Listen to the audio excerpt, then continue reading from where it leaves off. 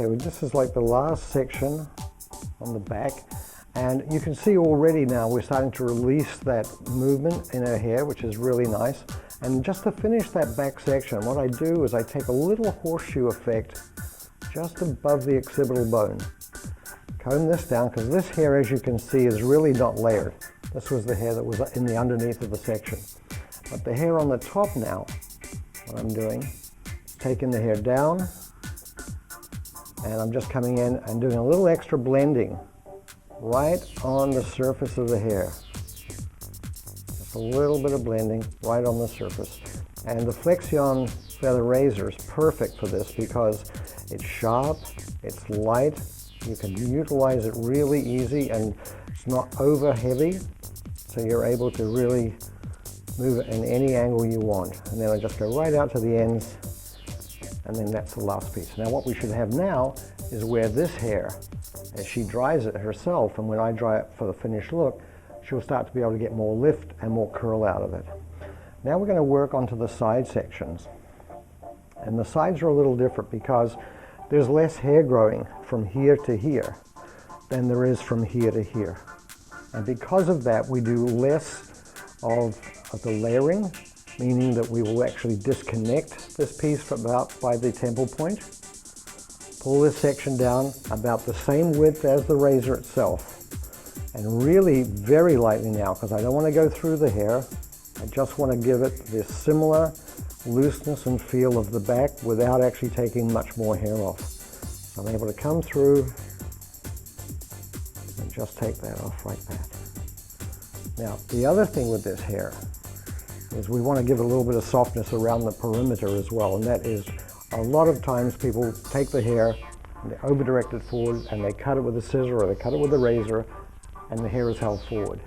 What that creates is a step in the hair. When you hold the hair forward and you cut it and you pull it back, you get a step. You get a step that actually follows the hairline. So to avoid that, what we do is we come through, disconnect the hair again that we don't want to cut because this is the corner we want to preserve. And we take this piece of hair, hold it out and flat, lift it out, and then what I do now is I cut the hair exactly where it's going to fall. Not over-directed, but exactly where it's going to fall. So what that does is it creates a blend right into the length of the hair. And I'll do the same on the other side. Just before I do that, I'll just make sure I've got the final blend between the front and the back. There we go. And then I'm going to come around to the other side and do exactly the same thing here. So I'll take this hair down, disconnect it, again to preserve this length here, and do two things. Very, very soft layering on the top without going too deep into the hair.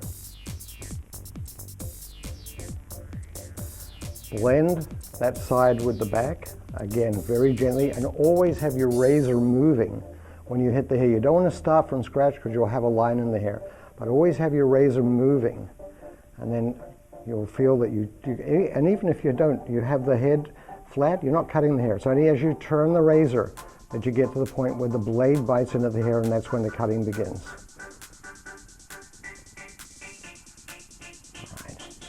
Now we want to also do the same layering on the hair